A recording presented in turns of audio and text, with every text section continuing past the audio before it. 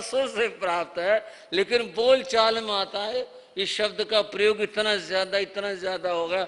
हर चीज का कुछ है, ये तो तेल है, तेल तो होता ही तिल का है, और का तेल होता ही नहीं। और का तो सबका अलग अलग नाम है, यह अमुक चीज है, यह अमुक चीज है। बंधुओ, तिलों का सार तैल होता है।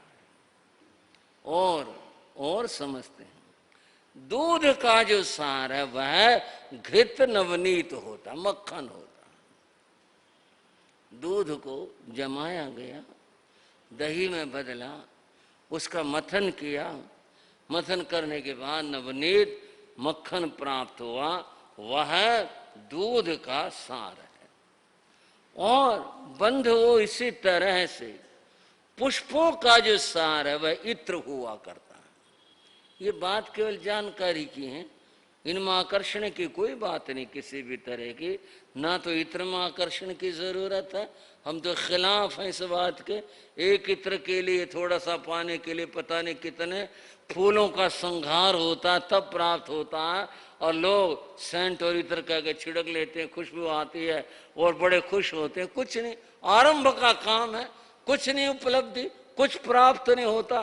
कोई छिड़क करके कोई आदमी यूं नहीं वो ज्यादा सुंदर हो जाएगा, ज्यादा अच्छा हो जाएगा, मन के बहम है और कुछ भी नहीं है।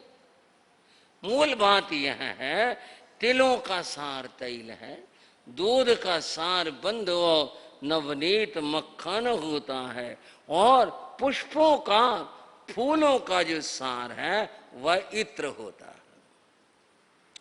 ऐसे ही जैसे इन सब चीजों का जो सार है वह ये प्राप्त जो चीजें जिनका नाम मैंने लिया ये है, ऐसे ही जिन शासन सारो, जिन शासन का जो सार है वह नमोकार है। क्या है? अब आप सोचो, जिन शासन का जो सार है वो कितनी बड़ी चीज होगी।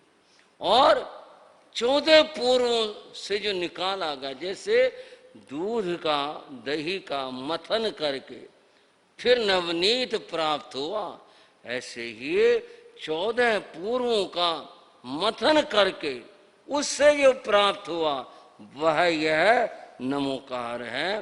कितनी बड़ी चीज है ये नमोकार मंत्र। इसका तो अगर थोड़ा सा आप आकलन करके सोच करके देखें,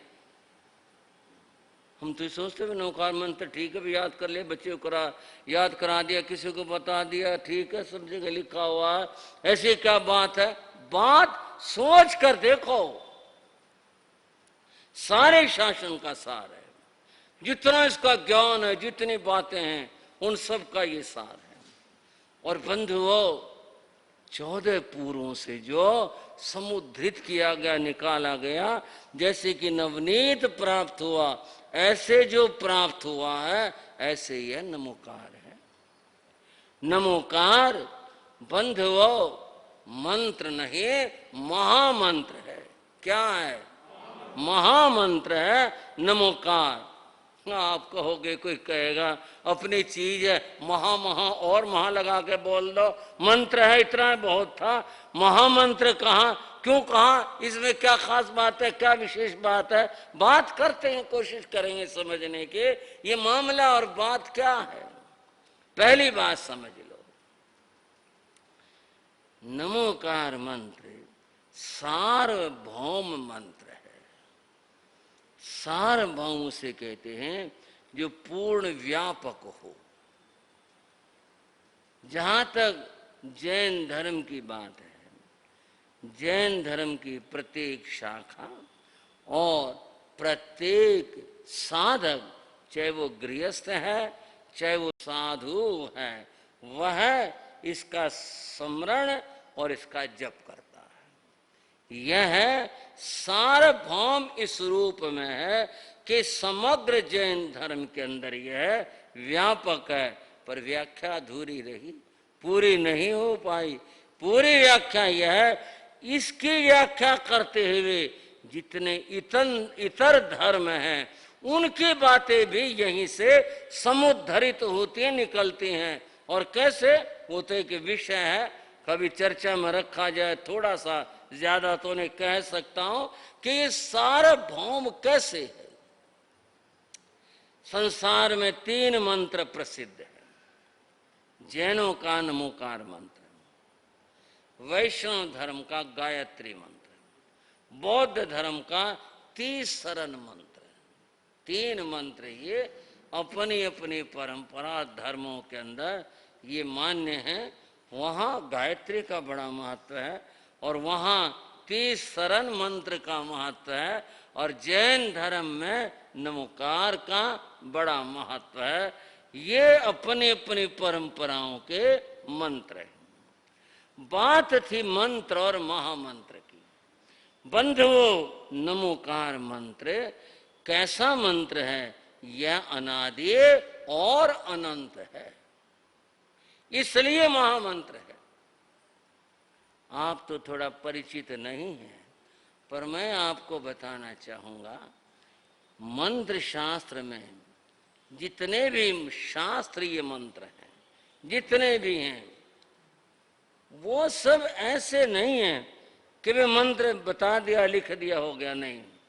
वहां पर एक पंक्ति जरूर दी रही होती है। अस्य मंत्र से, यह जो मंत्र दिया जा रहा है, इस मंत्र का अमुक ऋषि, ये अमुक ऋषि के द्वारा प्राप्त हुआ, और अमुक छंद है, इसका ये छंद है और ये इसके ऋषि हैं। बंधुओं, जो ऋषि बताया वह उसका निर्माता और प्रदाता है। नमोकार मंत्र का बनाने वाला, रचने वाला कोई नहीं है। शायद आपके मन से आया हो, नहीं तीर्थंकर कहते हैं, नहीं अरिहंतों ने बताया। एक बताया होता है, एक बनाया होता है।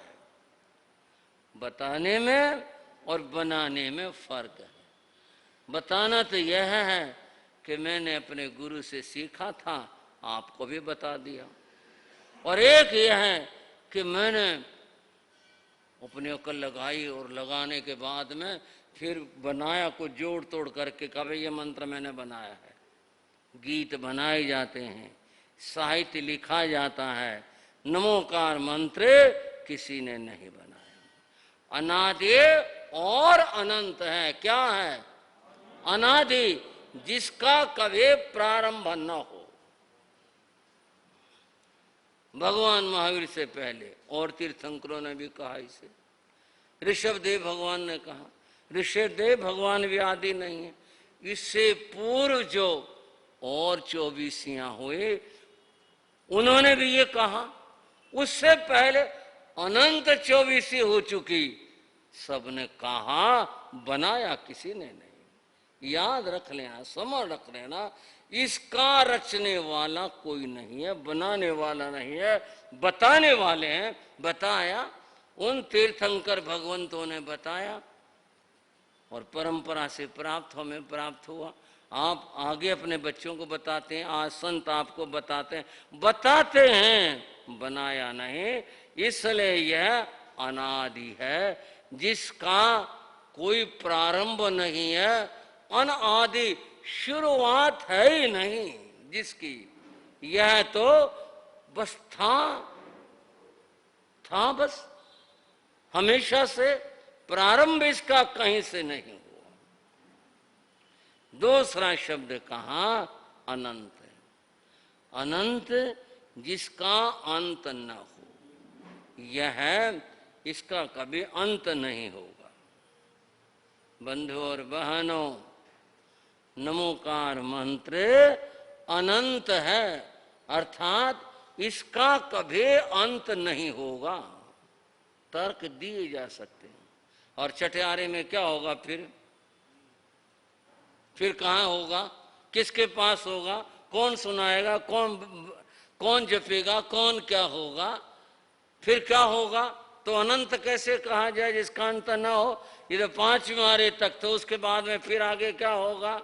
समझ लो। जितनी हमारी जानकारी है, और हमारी जानकारी में जितना जितना भूभाग हम इसी के बारे में जानते हैं। हम ना तो भूभाग को जानते, ना हम ज्ञान के विशेष रूप को जानते, यह धरा पर हमेशा विद्यमान रहता है। नमोकार मंत्र भरत क्षेत्र में है, महाविदेह में है और बंधु एरावत क्षेत्र में है, अढ़ाई द्वीप में है।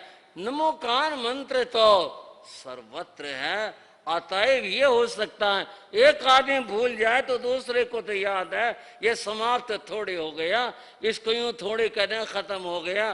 भाई इसकी स्मृति नहीं रही, इसको तो है, यह अनंत है, कभी समाप्त नहीं होता। एक और चीज है बंधु, व्याकरण की बात है, वह संस्कृत व्याकरण की। एक शब्द है लोप। क्या बोला मैंने? लोप। जब कोई चीज खो जाती है, कोई वस्तु खो जाए, तब लोग कहें पता नहीं कहाँ लोप होगी। चाहे आदमी हो चाहे वस्तु हो, कोई चीज खो जाए और ढूंढे और न मिले, पता नहीं कहाँ लोप होगी, कहाँ खोगी, क्या हुआ। इस लोप की बड़ी सुंदर व्याख्या की गई।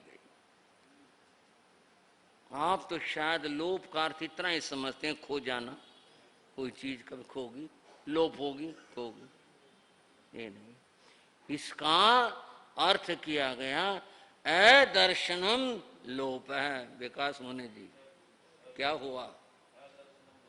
अदर्शनम लोप है, ये लोप की व्याख्या है। अदर्शनम वस्तु का अदर्शन होना लोप है, नष्ट होना लोप नहीं है। नष्ट हो जाना तो खत्म हो गया। अदर्शन हमें दिखाई नहीं दे रही, अदर्शन है। छोटे से कोई चीज ले लें, मैं भी हाथ में ले रहा था, अभी मैंने इसको इधर रख दी, उसके ऊपर कपड़ा में कलम रखी थी, भाई किधर रखी थी, कहाँ गई, क्या हुआ, पता नहीं कहाँ चले गए, कहाँ रखे गए। यह अदर्शन है, यह नष्ट होना नहीं है। जब उसे ढूंढा, कपड़ा झाड़ा, देखा और फिर मिल गई वह, यह अदर्शन हुआ।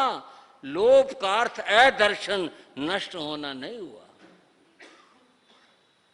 इसका अदर्शन तो होता है, अर्थात काल विक्षेप के कारण से, उस वजह से अदर्शन हो जाए।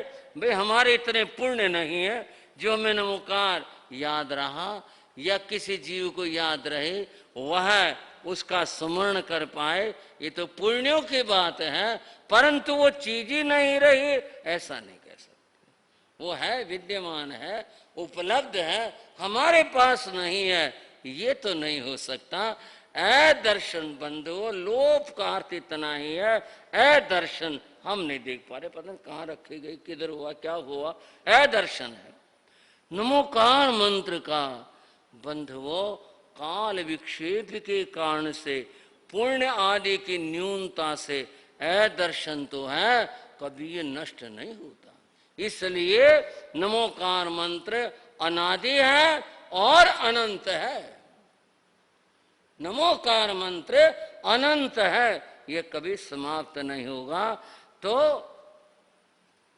कितनी 24 बीत चुकी, अनंत 24 हो चुकी, सबने नमोकार कहा। और बंधुओं अनंत 24 और होंगी, नमोकार कहेंगे, ये कभी खत्म नहीं होता, ये हमेशा रहता है। इसलिए नमोकार मंत्र को हम अनादि और अनंत कहते हैं।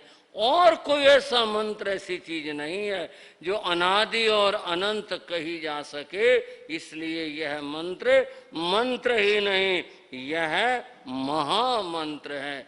इस महामंत्र का सुमरण करो, सुमरण करने से पापों का क्षय होगा, निर्जरा होगी और आत्मा पावन और पवित्र बनेगी। नमोकार मंत्र ऐसी चीज है।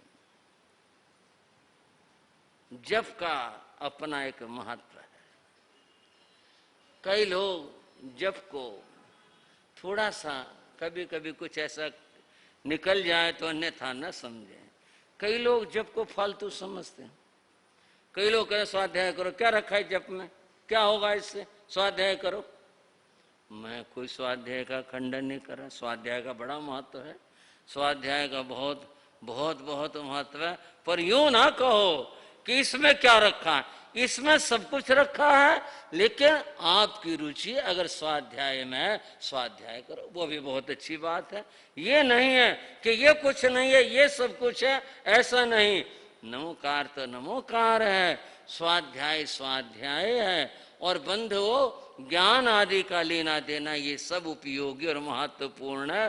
परंतु यूं ना कहो जप में क्या रखा है, सब कुछ रखा है। जप के बारे में कहा गया जपात सिद्धि, जपात सिद्धिर न संशय, जप करो जप करो जप करो, जप से सिद्धि प्राप्त होगी। सिद्धि देवी देवता के रूप में नहीं, सिद्धि आत्म दर्शन के रूप में वह प्राप्त होगी। किससे? जप करने से। यह करते रहो और करते रहोगे तो अवश्य प्राप्त होगी। भाई और बहनों, बहुत बार मैं प्रेरणा देता हूं, नमोकार मंत्र का 1.25 लाख जाप करो। कुछ पर्चे बहनों ने भाइयों ने लिए भी हैं और बांटे भी हैं, और प्रेरणा दे रहा हूं। और प्रश्न इसके साथ है, इससे क्या हो जाएगा? 1.25 लाख जाप, हमने तो पता नहीं कितने लाख जाप कर लेंगे, बड़ी अच्छी बात है, कर लिए होंगे तो आपने अपने कर्म काटे, पता है कितने कर्म लगे होंगे, कितना क्या कुछ चिमटा होगा आत्मा से, ये तो केवल ज्ञानी जानते हैं कितने क्या कुछ होंगे। पर यह निश्चय है कि अगर आपने जप किया है, कर्म निर्जरा अवश्य हुई है। कोई जप करेगा अवश्य कर्म निर्जरा होगी। थोड़ी सी एक बात बंधुओं, विज्ञान में एक बात कही, निरंतरता से ऊर्जा पैदा होती है। किससे? निरंतरता से।